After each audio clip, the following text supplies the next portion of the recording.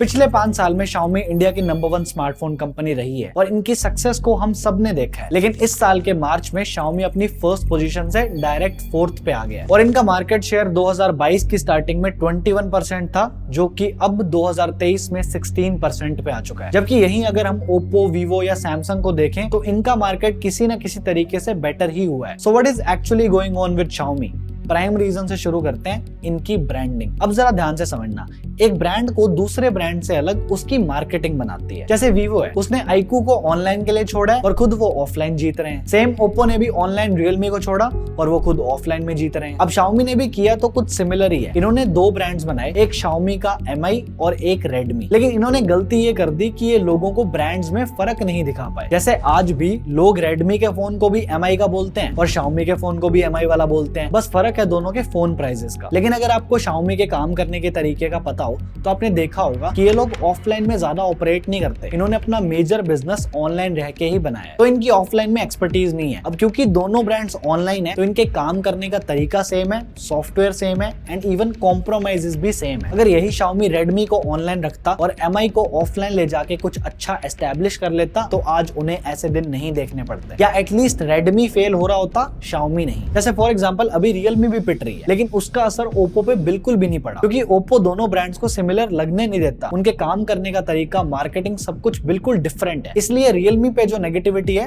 वो Oppo तक नहीं आती। और जब Xiaomi से एक सब ब्रांड हैंडल नहीं हो रहा था तो इस सारी मेस के बीच में उन्होंने Popo को भी डाल दिया। पहले ही तुम्हारे 2 ब्रांड्स एक दूसरे के साथ ही कंपीट कर रहे हैं और उसके बीच में तुम एक तीसरा और डाल दो।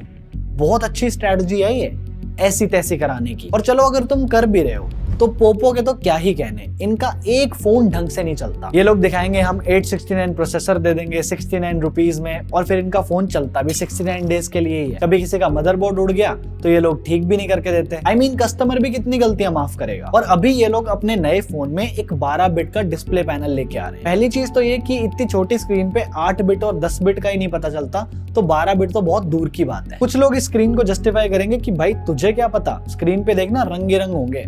सुनो, जब कुछ दिन बाद फोन बंद होगा और आंखों के सामने अंधेरा छा जाएगा ना, तब बात करेंगे हम रंगों की। और इतना सब कुछ होने के बाद भी ये लोग अपनी यूआई को फिक्स नहीं करेंगे, 12 बिट का पैनल डलवा लो इनसे। नेक्स्ट रीजन पे आते हैं और वो है मार्केट का बिहेवियर। देखो, Redmi मेनली ऑपरेट करता है लो प्राइस मार्केट में, और मैंने आपको लास्ट वीडियो में बताया था कि लोग लो प्राइसेस वाले फोन्स को ले नहीं रहे, लोग एक्सपेंसिव फोन्स पे स्विच हो रहे हैं। ओवर 35 और 45,000 का मार्केट बहुत बड़े मार्जिन से ग्रो कर रहा है। अब मैंने इसका रीजन दिया था कि लोगों के पास पैसे आ रहे हैं। आप में से काफी सारे लोगों ने बोला कि भाई पैसे नहीं आ रहे, बजट फोन्स गंदे बन रहे हैं, तो लोगों को एक्सपेंसिव पे स्विच करना पड़ रहा है। और मैं सही बताऊं तो हम दोनों ही गलत थे। तो इस पॉइंट को ऐसे समझो कि मेजॉरिटी लोगों को जानकारी ही नहीं होती। सब लोग हमारी तरह नहीं होते जिन्हें हर टाइम पता हो कि मार्केट में क्या चल रहा है, कि Xiaomi ऐसा है, Realme वैसा है, हर किसी को आइडिया नहीं होता। और इंडिया में ऐसे लोगों का नंबर बहुत ज्यादा बड़ा है। अब सवाल ये है कि इन लोगों को जिन्हें ज्यादा नहीं पता वो Xiaomi क्यों नहीं खरीद रहे। हम नहीं खरीद रहे समझ आता है, लेकिन मेजॉरिटी क्यों एक्सपेंसिव की तरफ जा रही है। देखो, अनफॉर्चुनेटली फोन अब एक स्टेटस सिंबल है। पहले इतना ज्यादा नहीं था, लेकिन अब तो बहुत ज्यादा है। और कंपनीज ने ये एक्सपेंसिव फोन्स का ड्रीम फुलफिल करना बहुत आसान कर दिया है। जैसे आजकल लोग बहुत ज्यादा EMIs प्रेफर करने लगे हैं, और हमारे पास इस चीज पे डेटा भी अवेलेबल है। 2019 में मेजर ई-कॉमर्स जायंट्स जैसे कि Amazon, Flipkart, Myntra, Paytm etcetera ने बताया कि कंट्री में बहुत बड़ी अमाउंट में ऑनलाइन सेल्स में लोग EMI का यूज कर रहे हैं। और EMI एडॉप्शन टायर 1 सिटीज में 84% से बढ़ा है, टायर 2 सिटीज में 140% से बढ़ा है, और टायर 3 सिटीज में 145% से बढ़ा है। और कंपनीज को भी ये चीज समझ आती है,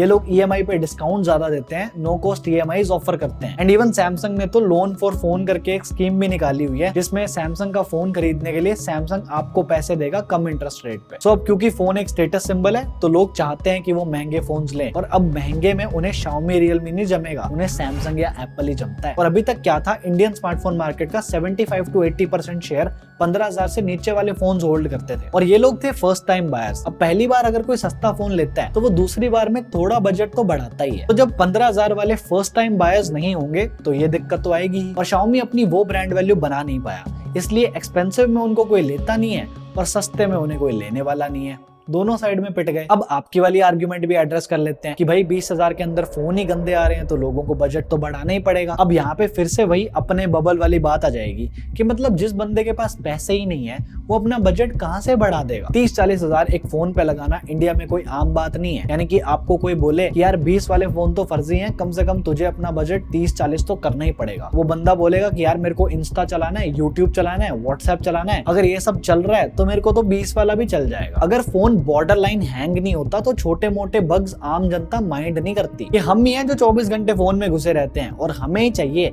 कि ये स्क्रीन 120 से 60 पे स्विच कैसे हो गई, मेरी तो आत्मा निकलने वाली है। अरे भाई आम लोग इतना नहीं देखते। और वो लोग जिन्हें फीचर चाहिए और जो फोन को थोड़ा स्टेटस सिंबल की तरह लेते हैं और जिनके पास ज्यादा पैसे नहीं है वो लोग EMI पे चले जाते हैं। और ये बात आपको समझनी पड़ेगी कि जिस तरह हम सोचते हैं मार्केट वैसे काम नहीं करती।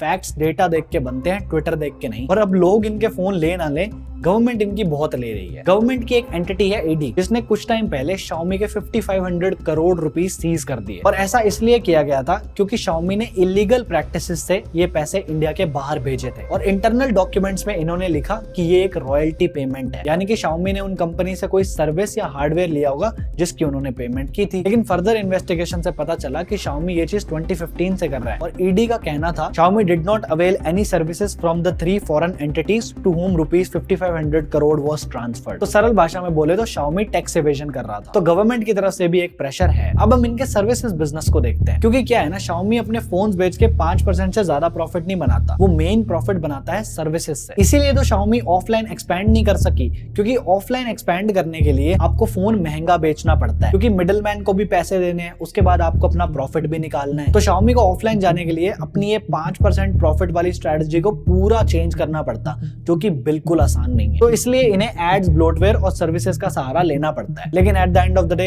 ये भी नुकसान में है। जैसे लास्ट ईयर Xiaomi ने अपनी फाइनेंस ऐप Mi Pay और Mi Credit दोनों को बंद कर दिया। अब आप सोचोगे बंद तो हो गई, Mi Pay कौन यूज करता है? हम तो उसे ब्लोटवेयर समझते हैं, ऐसा हमें लगता है। जैसे Xiaomi ने कहा था कि ये एप्स तो बहुत अच्छा परफॉर्म कर रही हैं और Mi Pay के पास तो 20 मिलियन रजिस्टर्ड यूजर्स भी थे। इसलिए मैं कहता हूँ हम नर्ड्स एक बबल में रहते हैं। आप खुद सोचो, अगर 20 मिलियन लोग Mi Pay यूज कर सकते हैं तो सोचो इंडस्ट्री के बारे में हमारा जो परसेप्शन है वो काफी फॉल्स हो सकता है। और कुछ टाइम पहले गवर्नमेंट ने इनकी मी कम्युनिटी और मी ब्राउजर को भी बैन किया था, सो इनको उधर से भी नुकसान है। अब ये मत कह देना मी ब्राउजर कौन यूज करता है, मैं फिर से वही बोलूंगा, अपने बबल से बाहर झांक के देखोगे तो कुछ ना कुछ तो मिल ही जाएगा। तो इनके सर्विसेज बिजनेस का भी सही से काम ना करना एक बड़ी दिक्कत है। और अब जब सॉफ्टवेयर की बात आई ही है तो हम MIUI को कैसे भूल सकते हैं। आज की डेट में हमें अच्छे से पता है कि MIUI बहुत घटिया हो चुका है, और सही बात है, हमारे लिए वो घटिया ही है। जैसे आजकल UI के लिए तो हम लोग OnePlus को भी बहुत सुनाते हैं, उन्होंने कलर OS देके हमारा दिल जो तोड़ा है, लेकिन लोग इनके फोन्स तो तब भी ले रहे हैं। इस क्वार्टर का सबसे फास्टेस्ट ग्रोइंग ब्रांड है OnePlus,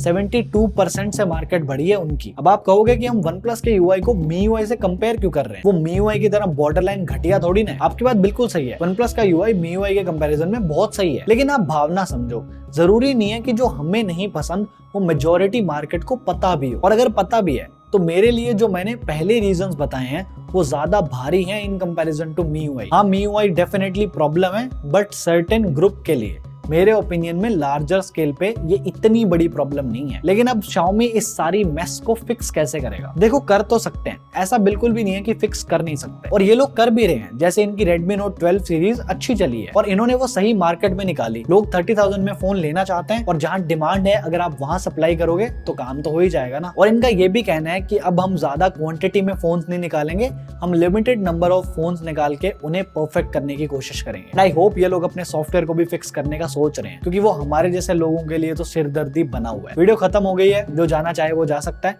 लेकिन जो मेरे लोग हैं जो सुन रहे हैं उनके लिए एक छोटा सा मैसेज है। मैंने एक नया सब रेडिट शुरू किया है जो कि सिर्फ फन के लिए है। मीम्स वगैरह देख के हम एक दूसरे को ट्रोल कर सकते हैं। तो अगर आप छोटे मोटे जोक्स पे ऑफेंड नहीं होते हो तो लिंक डिस्क्रिप्शन में ज्वाइन कर लो। और अगर आपको इस Xiaomi वाली स्टोरी में और इंटरेस्ट है तो मोटोरोला भी Xiaomi को पिट सकती है। मैं आपको वहीं मिलता हूँ।